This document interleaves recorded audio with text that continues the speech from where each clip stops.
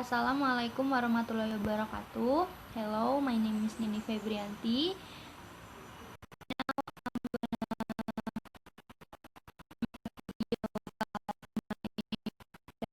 Jadi, di dalam buku ini itu ada 8 bab. Yang pertama, learning to read, belajar untuk membaca. Yang kedua, the reading process atau proses membaca. Yang ketiga, learning difficulties atau kesulitan belajar. Yang keempat, general teaching approaches atau pendekatan umum pembelajaran. Yang kelima, specific teaching method and strategies, strategi dan metode mengajar. Yang keenam, teaching the basic phonemic awareness, phonic skill and sight vocabulary. Dan nomor 7 ada itu tentang assessment. Dan yang 8 itu intervention. Nah, di bab 7 assessment itu berisi tentang instruksi sebuah tes untuk yang mungkin akan diberikan kepada si siswa atau anak-anak, dan aspek-aspeknya antara lain yang ada di bab 7 assessment ini adalah tujuan tes, lalu prosedur assessment, ada juga observasi, ada assessment dinamik, ada wawancara diagnostik, tes diagnostik, kemudian ada skills decoding, ada juga self correction, kemudian ada juga penjelasan tentang comprehension atau pemahaman. Jadi buku ini sesuai dengan judulnya, yaitu membahas tentang kesulitan membaca dan belajar yang dialami pada seseorang, terutama pada anak-anak, karena membaca itu adalah sesuatu yang kompleks yang paling utama dialami oleh seseorang, terutama anak-anak. Sesuai dengan pendapat Strickland tahun 1999, dia bilang kalau belajar membaca dan menulis bisa dikatakan tugas paling kompleks yang dihadapi manusia. Jadi, proses belajar itu adalah proses yang benar-benar dimulai sejak dini, dan sudah jelas bahwa bagi kebanyakan anak, proses membaca itu adalah proses yang sudah mereka mulai sejak lama sebelum mereka masuk sekolah dan mendapat arahan dari guru. Pendapat ini juga sesuai dengan yang dikemukakan oleh Adams 1999 dan Cunningham 2000. Mereka mengatakan banyak anak yang masih sangat kecil mulai mencari tahu sendiri konsep penting tentang membaca dan mencetak atau print. Dan maksud dari mencetak atau print di sini itu maksudnya kayak kebanyakan anak kecil ingin mulai belajar membaca dan menulis dengan melihat beberapa buku, dan mereka akan segera mulai bereksperimen dan mencoba atau berpura-pura membaca dan menulis. Yang mereka lakukan itu seolah mengikuti kegiatan orang dewasa yang mungkin ada di sekitar mereka. Jadi belajar membaca dan menulis itu benar-benar dimulai sejak manusia itu masih kecil. Kemudian di bab 1 ini juga ada aspek tentang pentingnya kesadaran fonologis, terus mempelajari kode alfabet, lalu keterampilan fonik, mengamati kosakata, dan pemahaman. Kemudian dalam aspek pemahaman, menurut Gambrell dan Bromsky tahun 2000, mereka mengatakan pandangan kognitif konstruktivis membaca menekankan bahwa ini adalah proses di mana pembaca secara aktif mencari dan membuat makna untuk diri mereka sendiri dalam apa yang mereka baca. Dan pada tahap awal bacaan itu seharusnya anak-anak itu berdiskusi, merenungkan, bertanya, dan menjawab pertanyaan dari apa yang telah mereka baca atau dari apa yang sudah dibacakan untuk mereka. Tapi bagi anak-anak yang tidak terlalu memahami tentang apa yang mereka baca, mereka itu cenderung berpaling dari sebuah bacaan karena mereka merasa tidak mendapat kepuasan dari proses membaca itu. Mereka merasa bosan. Kemudian selanjutnya itu bab 2 tentang proses pembelajaran. Yang pertama itu ada apa yang tercakup dalam keterampilan membaca. Priestley tahun 1998 setuju dan menyarankan bahwa untuk menjadi pembaca yang kompeten, anak-anak perlu mempelajari 2 hal, yaitu yang pertama strategi identifikasi kata dan strategi pemahaman. Kemudian Strickland tahun 1998 dan Torgerson tahun 2000 mereka mengemukakan bahwa pengajaran keaksaraan yang efektif harus mencangkup program yang direncanakan untuk pengajaran eksplisit dari kedua keterampilan identifikasi dan identifikasi pemahaman untuk memungkinkan anak-anak membaca dengan lancar, dengan kesenangan dan pemahaman. Selanjutnya ada gerakan mata dan membaca dalam proses pembelajaran. Seperti yang dikemukakan oleh Balota dan Renner tahun 1991, mereka mengemukakan studi tentang gerakan mata telah membuktikan secara meyakinkan bahwa pembaca yang terampil dan dewasa pun memperhatikan hampir setiap kata di setiap baris dalam sebuah teks. Kemudian dalam proses pembelajaran itu ada aspek tentang bagaimana kata itu dikenali. Nah, kata-kata itu dapat diidentifikasi dengan yang pertama mengambilnya dari ingatan, yang kedua membunyikan huruf, yang ketiga mengenali dan mengucapkan, yang keempat membandingkan kata, yang kelima menggunakan konteks untuk memprediksi kata. Selanjutnya adalah kesulitan membaca dan penglihatan.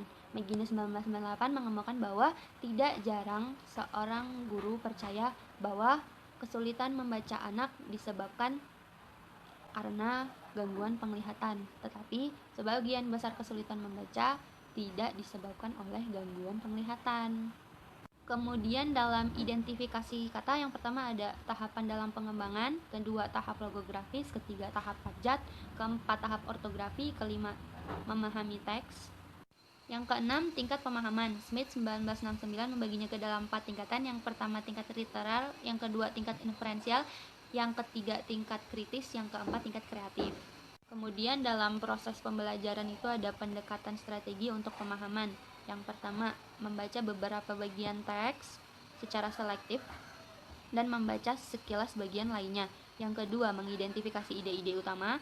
Yang ketiga, mengabaikan informasi yang berlebihan. Yang keempat, melatih informasi yang mungkin ingin mereka ingat nanti. Yang kelima, membaca ulang bagian yang sulit atau penting. Yang keenam, merefleksikan dan berpikir kritis tentang informasi. Dan yang terakhir, ketujuh, meringkas poin utama dan detail yang relevan. Seperti yang dikatakan Torgerson tahun 2000, pemahaman pembaca tentang teks dipengaruhi oleh berbagai faktor, termasuk motivasi, minat, kosakata, pengetahuan umum, pengetahuan tentang subjek tertentu, keterampilan identifikasi kata, kemampuan penalaran, penggunaan strategi yang efektif untuk mengidentifikasi gagasan utama, dan detail pendukung, serta apresiasi terhadap struktur teks. Kemudian pada bab ketiga juga ada poin penting, yaitu kesulitan belajar.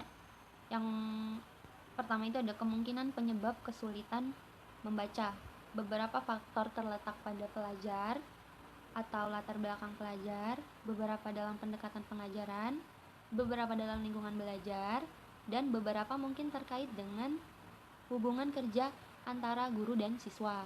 Selanjutnya adalah yang mempengaruhi kesulitan belajar itu ada persepsi guru. Terkadang guru sendiri tidak terlalu terampil dalam mencari kesulitan yang dialami oleh anak-anak. Yang ketiga itu ada dampak kegagalan dini, yaitu faktor afektif. Yang keempat ada kosakata terbatas. Yang kelima, masalah pemrosesan teks.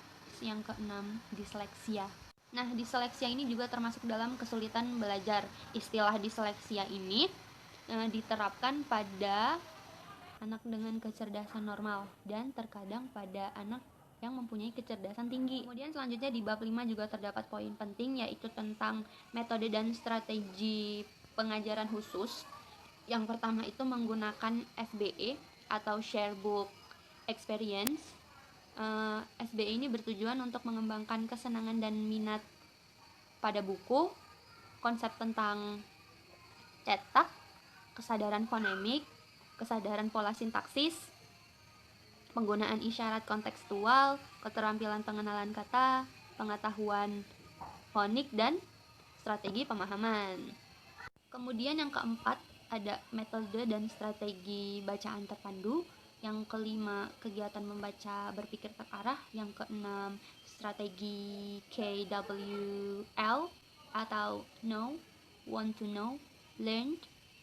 Terus yang ketujuh ada strategi 3H, here, hidden, and in my head. Di strategi ini, pengajaran strateginya melibatkan langkah-langkah seperti demonstrasi guru dan berpikir keras. Anak-anak menerapkan langkah ini dengan umpan balik dari guru. Kemudian strategi yang terakhir adalah strategi PQRS atau Preview, Question, Read, and Summarize. Yang pertama, preview atau pratinjau.